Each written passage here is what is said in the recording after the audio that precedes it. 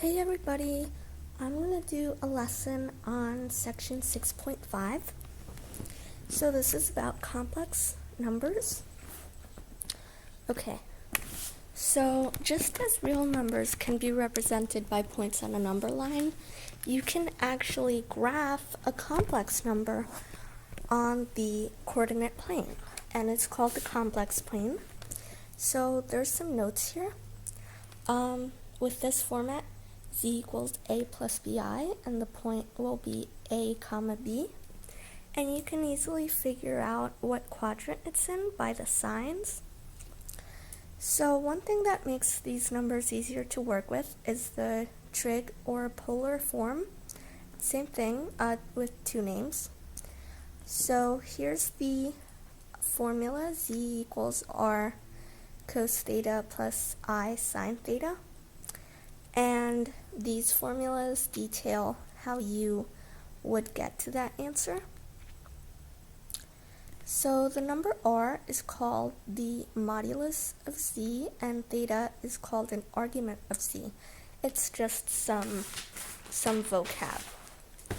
So I'm going to do an example, and hopefully you have this in your notes already, the formulas. Okay, so first I want to figure out what quadrant I'm in here. So I'm going to be in quadrant 3, and this is because I have a negative sign here, negative sign here, so when they are both negative, we're in quadrant 3. Next, I am going to find r, okay, using the formula given earlier. And I'm going to fill in this formula. So a is going to be negative 2, and b is going to be negative 2 root 3. So the easiest way to do this is to use a calculator. You could also do it by mental math or by writing it out. So this is going to be 4, and this one is going to be 12.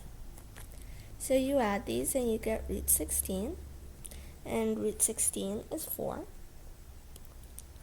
Okay. Next what you're going to do is you are going to find the tangent of theta. So the formula is b over a, right? So I'm going to write it out. b is negative 2 root 3, and a is negative 2. So these cross out, and we're left with root 3. And tangent is root 3 from our special angles when theta equals pi over 3. Now, you're gonna maybe want to put pi over 3 for theta, but you can't, because remember we said this is in quadrant 3. So in quadrant 3, it would be, theta would be equal to 4 pi over 3, and to get that value, you can just look at your unit circle. Okay? And our final step will be to just plug all these values into the final formula. So this is it.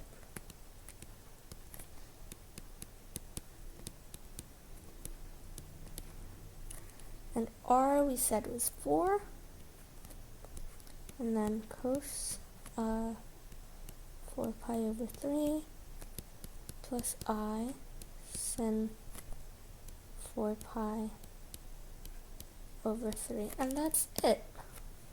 Okay, so pretty simple. Okay, next we have the multiplication and division of complex numbers. So this is a little harder. We are gonna do this having the numbers in the trig form already. So your teacher is probably gonna give it to you in the trig form. If it isn't, then you have to put it in the form using what we just did. So there's formulas for these, so for the product and for the quotient, and you may want to take a note of these, write them down. Okay, and I'm going to do two examples of a product and of a quotient, one of each. Okay, so I'm going to multiply these two, right? So let me scroll up again so I have my formula up there. And I'm just going to substitute here. So I'm going to say 2 times 8. Okay. And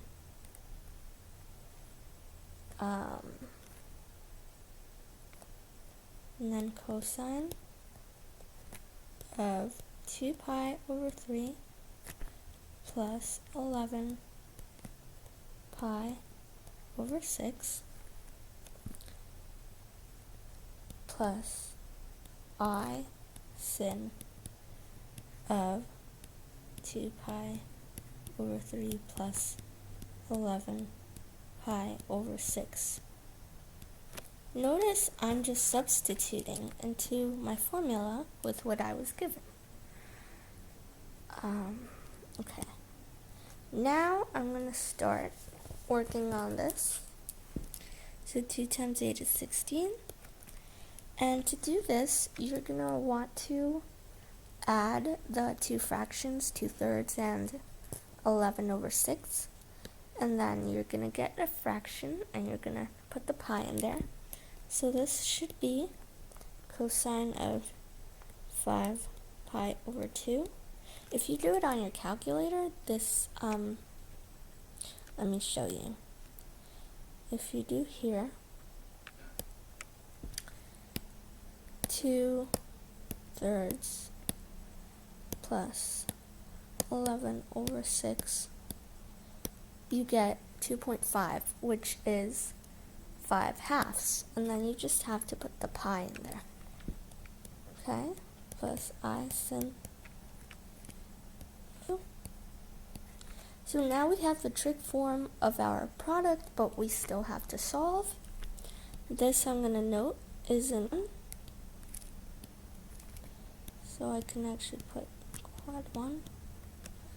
Okay, and I have to find a reference angle. So for 5 pi over 2, my reference angle is just going to be pi over 2.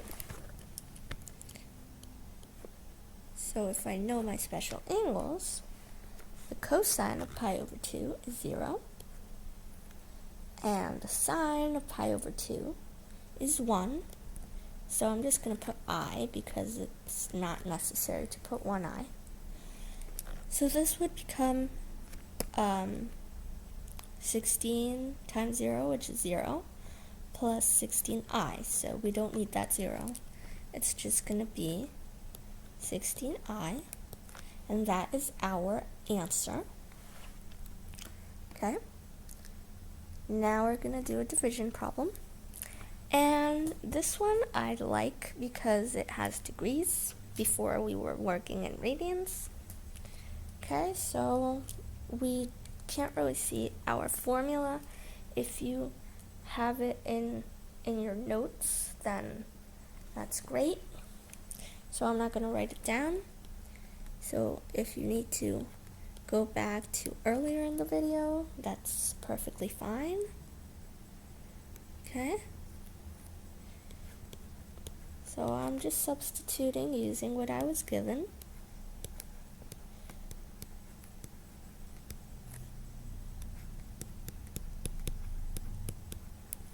as you can see, I'm making big handwriting here. Okay. Now I'm going to start working on this. And just before I start, I'm going to make a note that this angle is in quadrant 3.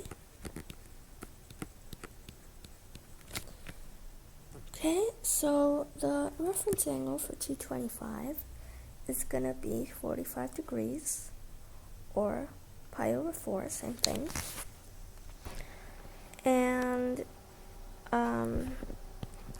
given that this is in quadrant 3 and we're doing cosine and sine, both of these have to be negative, because cosine and sine are negative in quadrant 3.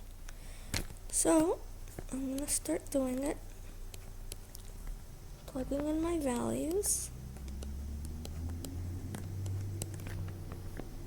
Okay, now I've gone this far, and this is going to be negative 3 root 2 over 2 minus 3 root 2 over 2i.